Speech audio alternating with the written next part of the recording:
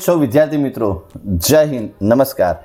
मित्रों, GUJCET correction window के regarding मित्रों बहुत सारे लोग हमें पर्सनली कमेंट कर रहे हैं, पर्सनली मिल रहे हैं और कॉल पे या व्हाट्सएप पे या फिर मित्रों यूट्यूब पे भी मैक्सिमम लोग कमेंट करके बता रहे हैं कि विके सर गुजकेट की करेक्शन विंडो कब आएगी, उसके लिए वीडियो बनाओ। तो मित्रों स्पेशली वो सभी लोगों के मित्रों मन का कंफ्यूजन दूर करने के लिए स्पेशली आज मैं गुजकेट की करेक्शन का वीडियो लाया हूँ।